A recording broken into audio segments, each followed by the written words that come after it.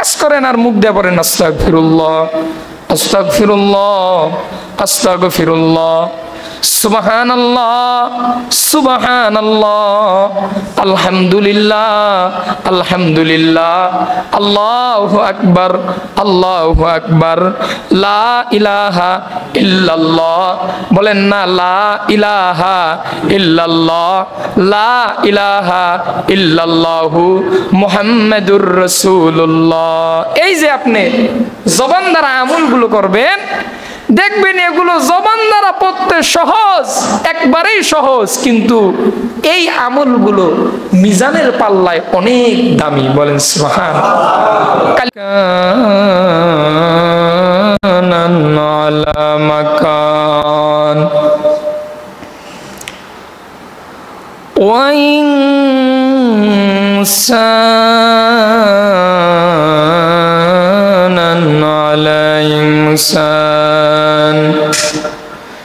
ونشهد أن لا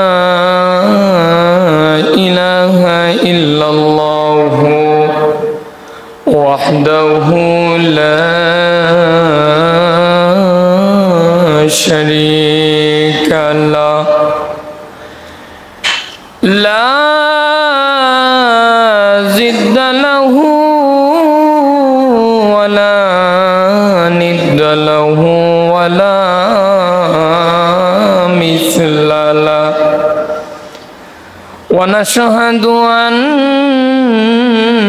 سيدنا وسندنا وحبيبنا وحبيب ربنا وطبيبنا وطبيب قلوبنا ومولانا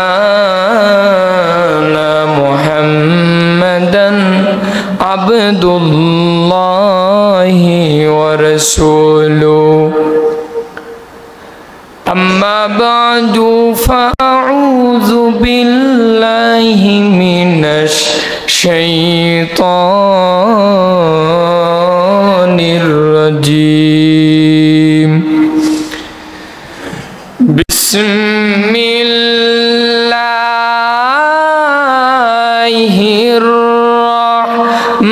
الرحمن الرحيم.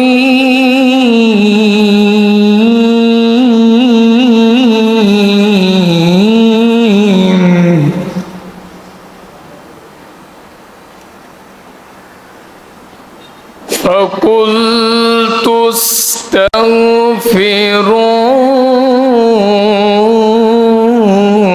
ربكم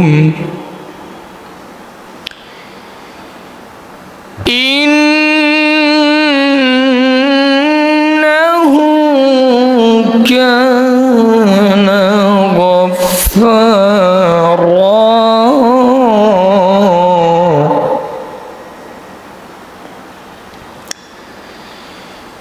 يرسل السماء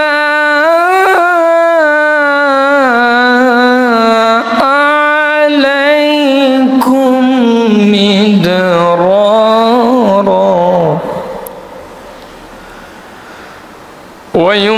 ويمددكم بأموال وبنين ويجعل لكم جنات ويجعل لكم أنهارا.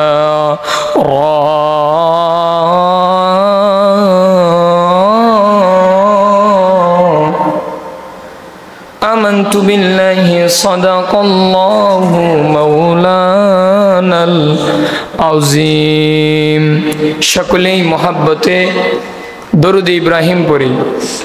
اللهم صل على محمد وعلى آل محمد كما صليت على إبراهيم وعلى آل إبراهيم إنك حميد مجيد.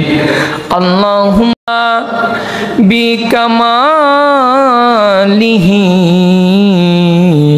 কাশাফাদ দুজা বিজামালিহি হাসনাত জামিউ খিসালিহি সাল্লু আলাইহি ওয়া আলিহি লা ইলাহা ইল্লাল্লাহ। জবান খুলে মোহাব্বত লা ইলাহা ইল্লাল্লাহ, লা ইলাহা ইল্লাল্লাহ। জবান খুলে জিকির করে লা ইলাহা ইল্লাল্লাহ, লা ইলাহা ইল্লাল্লাহ। বহু দূরে মদিনা কেমনে যাব জানি না, দয়া করো দয়াল আল্লাহ ফুরাও মনের বাসনা, লা ইলাহা ইল্লাল্লাহ, লা ইলাহা ইল্লাল্লাহ।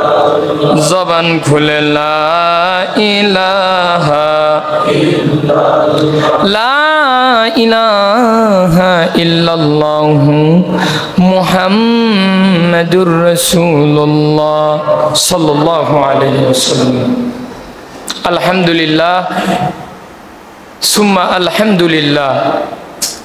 আল্লাহ সুবহানাহু ওয়া তাআলার আলিশানে দরবারে অসংখ্য শুকরিয়া, যে মহান রব, যে মহান মালিক, যে মহান প্রতিপালক আমাদেরকে বড় দয়া করে মায়া করে এই ফিতনা ফাসাদের জামানায় কোরআন ও সুন্নাহর ভিত্তিতে সহিহ তরিকায় আমাকে কিছু কথা বলার মতো, আপনাদেরকে সুন্দর মতো, যে মহান রব আল্লাহ তাআলার কাছে পছন্দনীয় স্থান, আল্লাহর ঘর মসজিদে আসার মতো, বসার মতো, কিছু কথা শোনার মতো তৌফিক দান করেছেন, সেই মালিকের দরবারে মালিকের একজন নগণ্য গোলাম হিসাবে মালিকের দেওয়া জবান দিয়ে মালিকের শিখানো কালিমাতু শুকরিয়া আদায় করে বলি আলহামদুলিল্লাহ।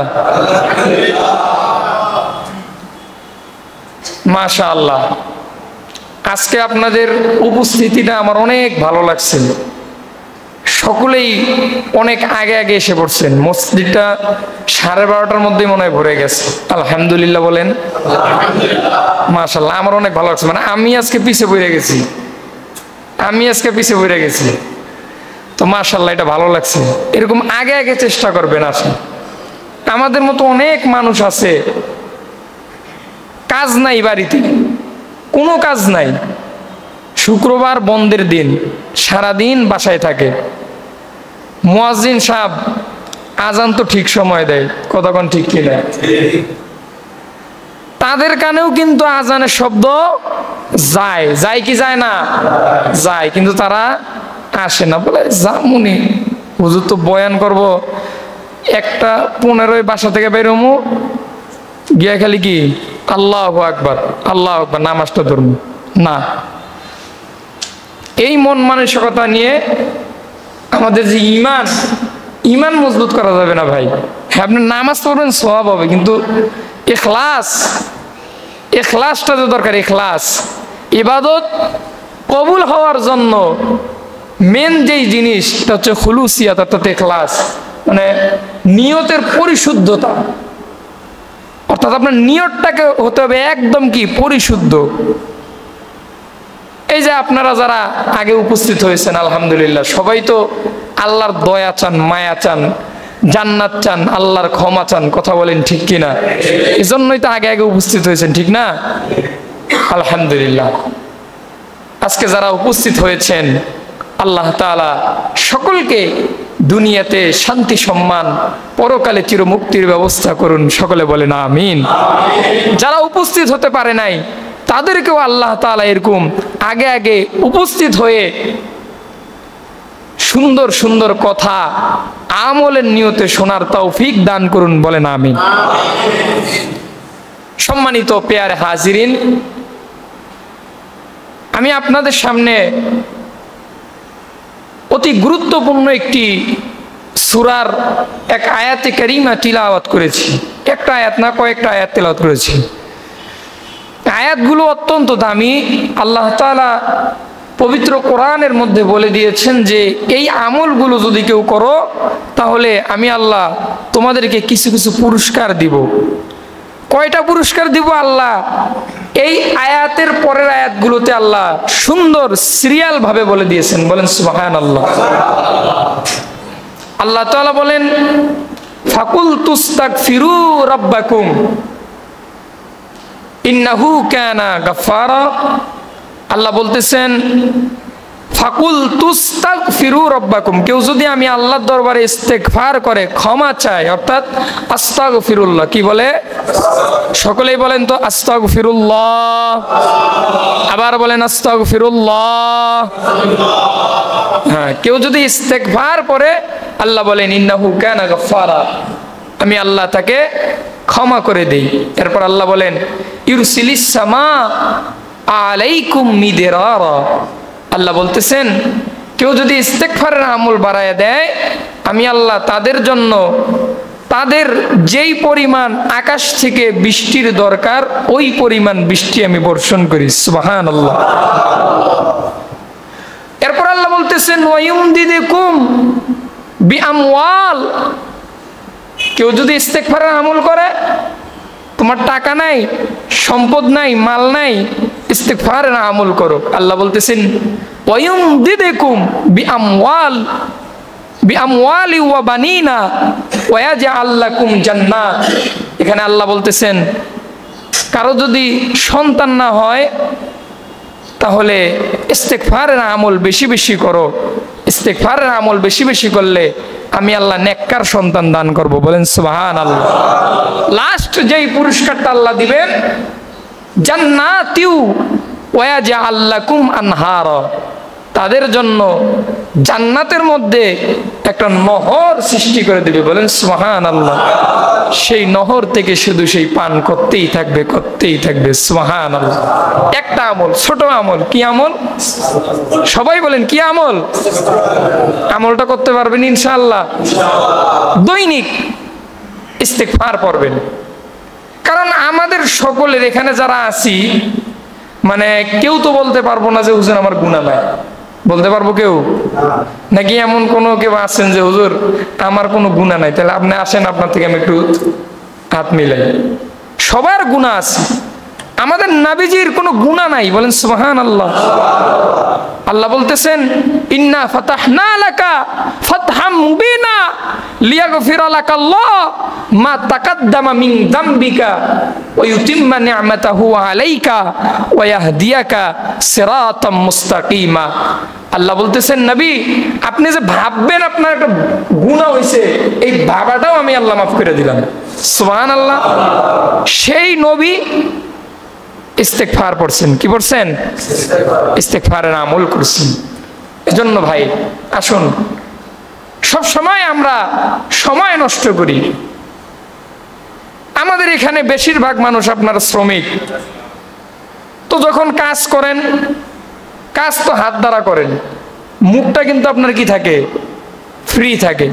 তখন কাজ করেন আর মুখ দিয়ে পড়েন আস্তাগফিরুল্লাহ আস্তাগফিরুল্লাহ আস্তাগফিরুল্লাহ সুবহানাল্লাহ সুবহানাল্লাহ আলহামদুলিল্লাহ আলহামদুলিল্লাহ আল্লাহু আকবার আল্লাহু আকবার লা ইলাহা ইল্লাল্লাহ।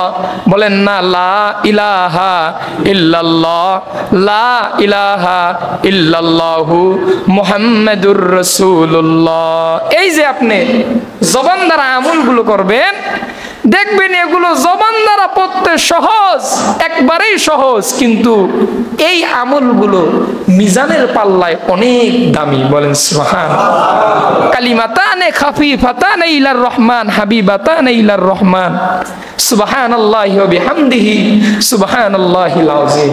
এই যে একটা আমল, আল্লাহর রাসূল বলেন জবানে বলা সহজ, রহমানের কাছে দামি। রহমান কে ভাই? কে রহমান? কে বলেন তো? আল্লাহ পাক হচ্ছেন রহমান। রহমানের কাছে দামি, মিজানের পাল্লায় ভারী। মিজানের পাল্লা হবে না সবার? মিজানের পাল্লায় এই বাক্যটা অনেক ভারী হবে। কোন বাক্য? সুবহানাল্লাহ। বলেন সুবহানাল্লাহি ওয়া বিহামদিহি সুবহানাল্লাহিল আযীম, সুবহানাল্লাহি ওয়া বিহামদিহি সুবহানাল্লাহিল আযীম। করতে পারবো তো ইনশাআল্লাহ? অনেকে পেরেশানিতে ভুগেন যে হুজুর আমার অনেক পেরেশানি, শান্তি নাই, 30-40 হাজার টাকা তো ইনকাম করি, মাশাআল্লাহ 50,000 টাকাও ইনকাম করি, কিন্তু শান্তি নাই, হতাশা। এমন আছেন না অনেকেই যে হতাশাগ্রস্ত, কিছুই ভাল লাগে না, টাকা পয়সা সন্তান সন্ততি কিছুই ভালো লাগে না। আপনি পড়েন জবান দিয়া লা হাওলা ওয়ালা কুওয়াতা ইল্লা বিল্লাহ, বলেন না লা হাওলা ওয়ালা কুওয়াতা ইল্লা বিল্লাহ, বলেন লা হাওলা ওয়ালা কুওয়াতা ইল্লা বিল্লাহিল আলিয়্যুল আযীম। হতাশা দূর হয়ে যাবে, বলেন সুবহানাল্লাহ। আচ্ছা, এগুলোকে আমার বানানো কোনো কথা? আল্লাহর রাসূল হাদিস শরীফের মধ্যে এভাবে অনেক আমল নোট করেছেন। আরো আমল শুনেন। অনেকে আছে কোরআন পড়তে পারেন না, সূরা ইখলাসের তেলাওয়াত করেন। সূরা ইখলাস কেউ যদি 3 বার তেলাওয়াত করে, মহান রব্বুল আলামিন তাকে 1 খতম কোরআন পড়ার সওয়াব দেয়। সুবহানাল্লাহ। কোরআনে একটা সূরা আছে সূরা কাফিরুন, সূরার নাম কি? সূরা কাফিরুন। এই কাফিরুন সূরা যদি কেউ 4 বার তেলাওয়াত করে, মহান রব্বুল আলামিন তাকে 1 খতম কোরআন পড়ার সওয়াব দেয়। সুবহানাল্লাহ। এরকম অনেক আমল আছে। তাই ভাই, আমরা তো কাজ করার সময় আমাদের হাত কাজ করে, কিন্তু জবান ফ্রি থাকে। তখন এই জবান দ্বারা এই রবের জিকিরগুলো করবেন, আমলগুলো করবেন। লা ইলাহা ইল্লাল্লাহ সুবহানাল্লাহি ওয়া বিহামদিহি সুবহানাল্লাহিল আযীম। এই আমলগুলো করব তো ইনশাআল্লাহ ভাই। আল্লাহ তাআলা সকলকে আমল করার তৌফিক দান করুন, বলেন আমিন। এখন এই আমলগুলো কবুল হবে কখন? বললাম ইখলাস লাগবে। কি লাগবে ভাই? ইখলাস। ইখলাস বড় দামি একটি জিনিস। ইখলাস অর্থ নিয়তের পরিশুদ্ধতা। আপনার নিয়তটাকে সব সময় পরিষ্কার রাখতে হবে। আর ইখলাস তো লাগবে। আর আমল কবুল হওয়ার জন্য আরো 1 নম্বর শর্ত হচ্ছে ঈমান। কি? ঈমান। আপনার ঈমানই যদি ঠিক না থাকে, 1000 আমল করলেও কি কাজে লাগবে? কাজে লাগবে না। এজন্য ঈমানকে মজবুত করতে হবে। কি করতে হবে? আর কেউ যদি ঈমান আনে, আল্লাহ তাআলা সূরা কাহফের শেষ আয়াতের দিকে বলতেছেন, ইন্নাল্লাযীনা আমানু ওয়া আমিলুস সালিহাতি কানাত লাহুম জান্নাতুল ফিরদাউসি নুজুলা। আল্লাহ বলতেছেন ইন্না, এটা হরফে মুশাব্বা বিল ফাইল। আরবি ব্যাকরণে ইন্না এটা অর্থ হচ্ছে নিশ্চয়। আল্লাহ পাক একদম নিশ্চয়, নিশ্চিত ভাবে বলতেছেন যে হরফে মুশাব্বা বিল ফাইল। আল্লাহ বলতেছেন ইন্নাল্লাযীনা, নিশ্চয়ই আমার যেই বান্দাবান্দি, আমানু, ঈমান আনবে। কি আনবে ভাই? ঈমান আনবে। ঈমান বড় দামি একটি সম্পদ। ঈমান আনতে হবে, ঈমানকে মজবুত করতে হবে।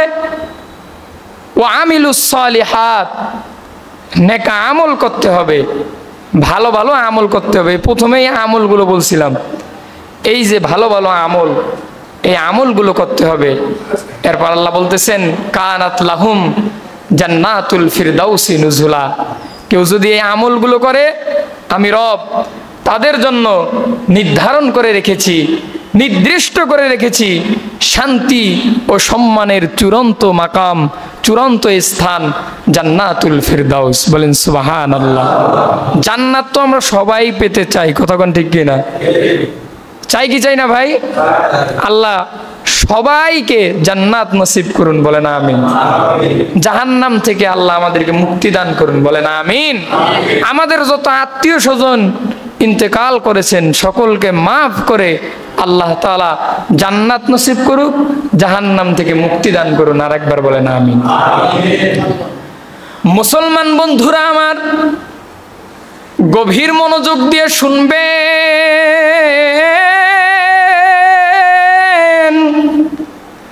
আল্লাহ তাআলা ডাক দিয়ে বলেন, নবীজি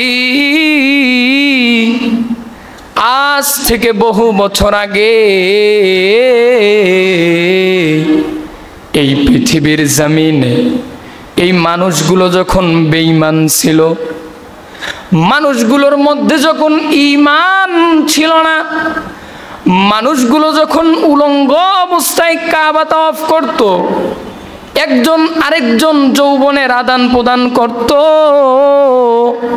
যেই মানুষগুলো আল্লাহ ভোলা ছিল, যেই মানুষগুলো ঈমান হারা ছিল, এই ঈমান হারা মানুষগুলোকে আমি আল্লাহ ঈমানওয়ালা করার জন্য নবী গো আপনার উপর নাজিল করে দিলাম পবিত্র কোরআন। বলেন সুবহানাল্লাহ। এরপর আমার আল্লাহ কোরআন নাজিল করে কোরআনের মধ্যে জানায়া দিলেন, নবীজি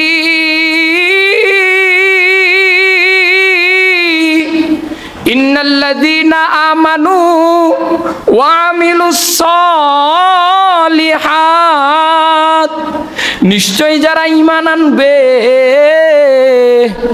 ঈমান বড় দামি একটি সম্পদ। ঈমান যদি কোনো বান্দার না থাকে, ওই বান্দার বডিটার কোনো দাম নাই। আর যদি কোনো ব্যক্তির ঈমান থাকে, ব্যক্তিটা যদিও গরিব হয়, ব্যক্তিটা যদিও কালো হয়, ব্যক্তিটা যদিও খাটো হয়, ব্যক্তিটা যদিও দুর্বল হয়, কিন্তু যদি ঈমান থাকে, ওই ব্যক্তিটা আল্লাহর কাছে দামি হয়। এজন্য ভাইয়েরা আমার, আমাদের ঈমানকে মজবুত করতে হবে। এরপর আল্লাহ বলতেছেন, বান্দা নেক আমল করো। নেক আমল অর্থ ভালো আমল করো। ভাইয়েরা আমার, যে আয়াত আপনাদের সামনে তেলাওয়াত করেছি, আল্লাহ তাআলা বলতেছেন, ফাকুলতু আস্তাগফিরু রাব্বাকুম, আমার যেই উপর ইস্তেগফার পড়বে, আমি আল্লাহর কাছে ক্ষমা প্রার্থনা করবে। নবীজি আপনি উম্মত গুলারে জানায়া দেন, ইন্নাহু কানা গফফারা। বলেন সুবহানাল্লাহ। আমি আল্লাহ বান্দা বান্দিকে মাফ করে দিব। আমি আল্লাহর কাছে চাইতে হবে,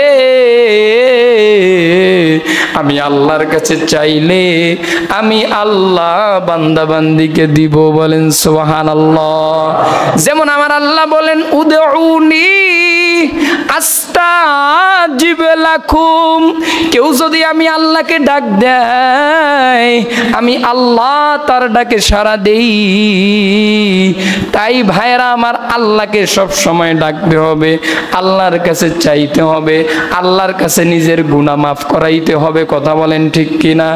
এজন্য ভাইরা আমার, আল্লাহ বলতেছেন, ফাকুলতু আস্তাগফিরু রাব্বাকুম, কেউ যদি আমার উপর ইস্তিগফার পড়ে, ইন্নাহু কানা গফফারা, আমি আল্লাহ রাব্বুল আলামিন তার জীবনের গুনাহগুলো মাফ করে দিব। এরপর আল্লাহ বলেন, ইউরসিলিস সামা আলাইকুম মিদরারা, আমি আল্লাহ তাদের জন্য বৃষ্টি বর্ষণ করব। ওয়ায়ুমদিদুকুম বিআমওয়াল, কারো যদি ধন সম্পদ না থাকে, কেউ যদি ফকির হয়, কারো যদি ধন সম্পদের প্রয়োজন হয়, সে যেন আমি আল্লাহর দরবারে ইস্তেগফার পড়ে। কি পড়ে? ইস্তেগফারের আমল বড় দামি। ইস্তেগফার আস্তাগফিরুল্লাহ অর্থ, আল্লাহ আপনি আমাকে ক্ষমা করুন। কি করুন? আল্লাহ আপনি আমাকে ক্ষমা করেন। আপনি যখন আল্লাহর কাছে চাইবেন, মহান রব্বুল আলামিন আপনাকে ক্ষমা করে দিবেন। বলেন সুবহানাল্লাহ। যদিও আপনার গুনাহ পাহাড় পরিমাণ হয়, আল্লাহর রাসূল হাদিসের মধ্যে বলেন, আত-তাইবু মিনাজ যামবি কামাল্লা যামবালা, কোন ব্যক্তি যদি পাহাড় পরিমাণ গুনাহ নিয়া আল্লাহর দরবারে খাঁটি দিলে তওবা করে নেয়, খাঁটি দিলে ইস্তেগফার করে নেয়, মহান রব্বুল আলামিন তার পাহাড় পরিমাণ গুনাহ একটা ইস্তেগফারের আমলের মাধ্যমে মাফ করে দিবেন। সুবহানাল্লাহ। এজন্য ভাইরা আমার, আসুন সব সময় ইস্তেগফারের আমল করেন। চলতে ফিরতে উঠতে বসতে সব সময় জবান দিয়া বলবেন আস্তাগফিরুল্লাহ, বলেন আস্তাগফিরুল্লাহ, বলেন না আস্তাগফিরুল্লাহ, আস্তাগফিরুল্লাহ। এই আমলগুলো সব সময় করবেন। ভাইরা আমার, বন্ধুরা আমার, প্রথমে বলছিলাম ঈমানকে মজবুত করতে হবে। দেখেন না ঈমান কেমন মজবুত ছিল সাহাবীদের, আগের জামানার মানুষের ঈমান কেমন মজবুত ছিল। বাবাজি, ফেরাউনের নাম তো সবাই শুনছেন, কথা কোন ঠিক কিনা? এই ফেরাউন ছিল বড় জালেম। ফেরাউনের বাড়িতে একটা কাজের মেয়ে কাজ করত। ওই কাজের মেয়ে ফেরাউনের স্ত্রীর চুলগুলো আশ্রয় দেয়। চুল আশ্রানোর সময় হঠাৎ করে চিরুনিটা মাটির মধ্যে পড়ে যায়। ফেরাউনের বাড়ির কাজের বিবি চিরুনিটা উঠাইতে গিয়া আল্লাহর নাম নিয়ে উঠাইলেন, বলেন সুবহানাল্লাহ। ফেরাউনের বিবি বললেন বিসমিল্লাহির রহমানির রহিম। ফেরাউনের স্ত্রী কথাটা শুনে ফেলল। স্ত্রী ডাক দিয়া বলে, কাজের মেয়ে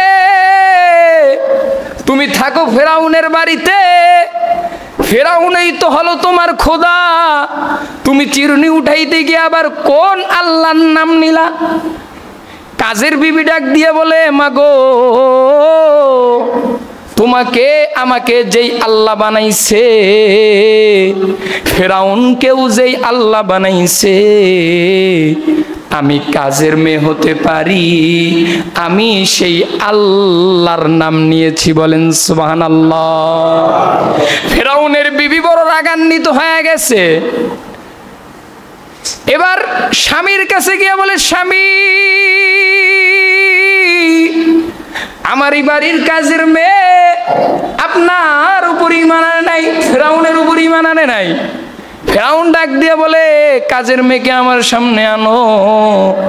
কাজের মেয়েকে যখন ফেরাউনের সামনে আনা হলো, ভাইরা আমার, ফেরাউন ডাক দিয়া বলে, এই কাজের মেয়ে তুমি কোন আল্লাহর নাম নিয়েছো? ওই কাজের মেয়ে একই জবাব দিল যে তোমাকে আমাকে যে সৃষ্টি করেছেন সেই আল্লাহর নাম নিছি। ফেরাউন তো ছিল বড় জালেম। ওই কাজের বিবি 3টা সন্তান ছিল। ফেরাউন ডাক দিয়ে বলে, সন্তানগুলোকে একত্রিত করো। জল্লাদকে ডাক দিয়া বলে, বড় একটা কড়াইয়ের মধ্যে তেল গরম করো। এবার মায়ের সামন থেকে সবচেয়ে বড় বাচ্চাটাকে ফেরাউনের জল্লাদ টান মেরে নিয়ে কড়াইয়ের মধ্যে ফালাইয়া দিল। ফেরাউন ডাক দিয়ে বলে, এই কাজের মেয়ে বল, আমি ফেরাউনকে আমার উপর ঈমান আন। কাজের মেয়ে ডাক দিয়ে বলে, ফেরাউন আমার এই একটা সন্তান কেন, সব সন্তানগুলোকে যদি তেলের মধ্যে ফালাইয়া দাও, আমি কখনো আল্লাহর উপর থেকে ঈমান সরাবো না। সুবহানাল্লাহ। এবার ফেরাউনের আরো মাথা গরম হয়ে গেছে। এবার মেজ সন্তানটারে আবার যখন ওই তেলের কড়াইয়ের মধ্যে ফলাইবে, আবার ফেরাউন জিজ্ঞাসা করলো, বল ঈমান আনবি কিনা? বলে, না ঈমান আনবো না। এবার একেবারেই একটা কোলের সন্তান, ছোট বাচ্চাকে কিন্তু মা বাবারা একটু বেশি মহাব্বত করে। ছোট সন্তানটাকে যখন কোল থেকে টান মেরে নিবে, ওই কাজের মেয়ে আমার আল্লাহরে ডাক দিয়ে বলতেছে, ওগো মালিক,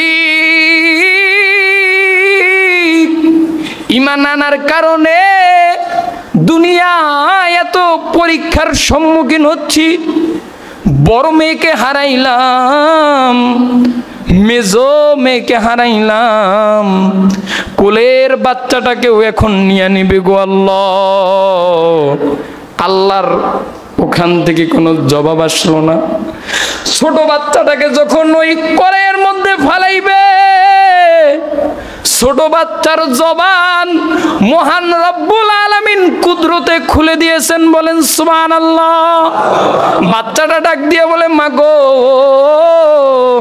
তুমি ভয় পাইবা না, ও মা তুমি দেখতেছো এটা গরম কড়াই, গরম তেলের কড়াই, মা গো কিন্তু আমি দেখতেছি এই কড়াই গরম তেলের কড়াই না, এই কড়াইটা হলো জান্নাতের কড়াই। সুবহানাল্লাহ। ছোট বাচ্চাটার জবান খুলে গেছে। ছোট বাচ্চাটা ডাক দিয়ে বলে, ও মা তুমি চিন্তা করবা না, আমি ওখানে যাই, তুমিও মা চলে আসো, বলেন সুবহানাল্লাহ। ভাইয়েরা আমার, বাবাজি, ফিরাউনের বাড়ির কাজের মেয়ের ঈমানটা কেমন মজবুত ছিল।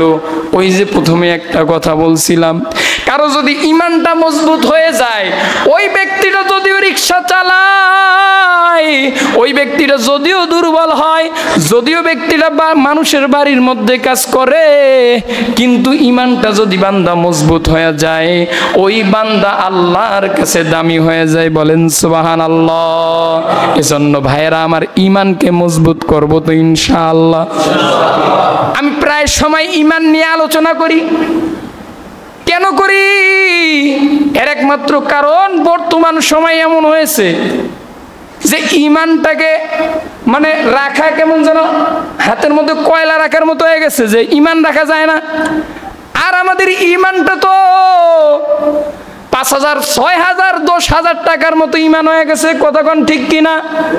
এজন্য ভাইয়েরা আমার, ঈমানকে মজবুত করতে হবে, সব সময় আল্লাহর উপর দৃঢ় বিশ্বাস রাখতে হবে। আপনি সব সময় ঈমানের পক্ষে থাকবেন, দেখবেন আমার আল্লাহ গায়বী ভাবে আপনাকে সাহায্য করবে, বলেন সুবহানাল্লাহ।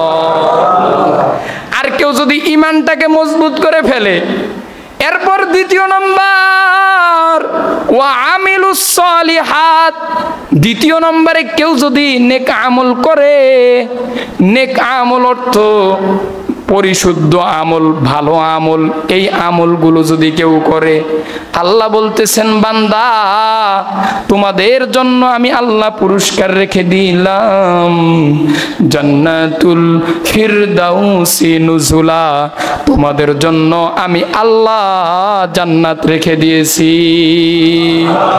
ওই জান্নাতটা কেমন সুন্দর হবে! জান্নাত এত সুন্দর একটা জায়গা, যেই জায়গা আপনি দুনিয়ার অন্তর দিয়ে কখনো ভাবতে পারবেন না। আপনার একটা জিনিস প্রয়োজন হয়েছে, শুধু মনে মনে চিন্তা করবেন, মহান রব্বুল আলামিন আপনার জন্য ওই জান্নাতের মধ্যে ব্যবস্থা করে দিবে।